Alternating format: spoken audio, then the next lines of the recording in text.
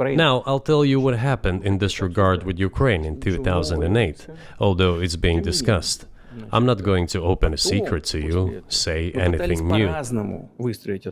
Nevertheless, after that we tried to build relations in different ways. For example, the events in the Middle East, in Iraq. We were building relations with the United States in a very soft, prudent, cautious manner. I repeatedly raised the issue that the United States should not support separatism or terrorism in the North Caucasus. But they continue to do it anyway. And political support, information support, financial support, even military support came from the United States and its satellites for terrorist groups in the Caucasus. I once raised this issue with my colleague, also the President of the United States. He says, "It's impossible. Do you have proof?" I said, "Yes." I was prepared for this conversation, and I gave him that proof. He looked at it, and you know what he said? I apologize, but that's what happened. I'll quote. He says, "Well, I'm gonna kick their ass." We waited and waited for some response. There was no reply. I said to the FSB director, "Write to the CIA, what is the result of the conversation with President?"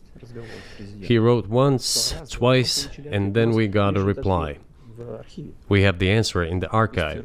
The CIA replied, "We have been working with the opposition in Russia. We believe that this is the right thing to do, and we will keep on doing it." Just ridiculous. Well, okay. We realized that it was out of the question. Forces in opposition to you. So you're saying the CIA is trying to overthrow your government? Of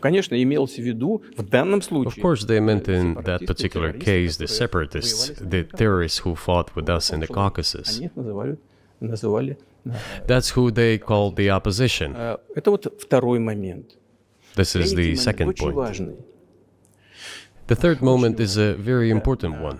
Is the moment when the US missile defense system was created. The beginning. We persuaded for a long time not to do it in the United States. Moreover,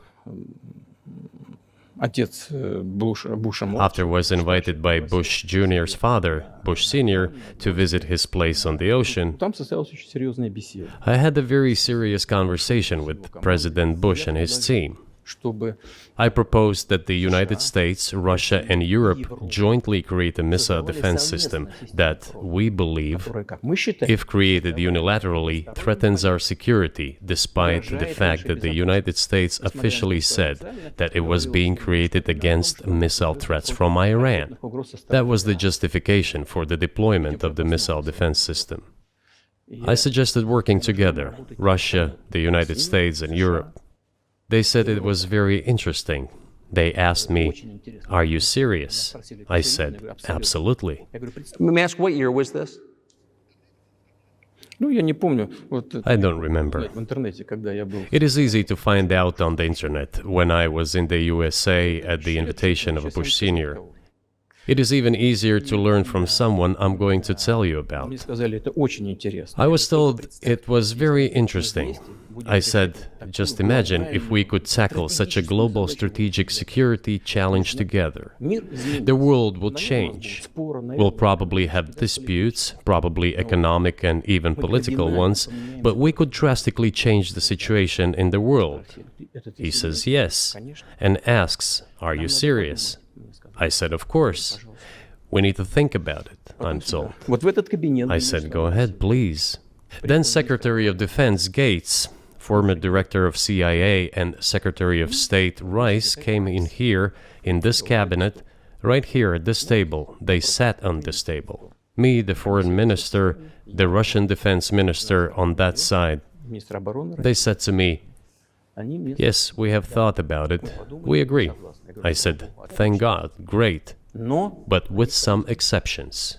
So twice you've described U.S. presidents making decisions and then being undercut by their agency heads.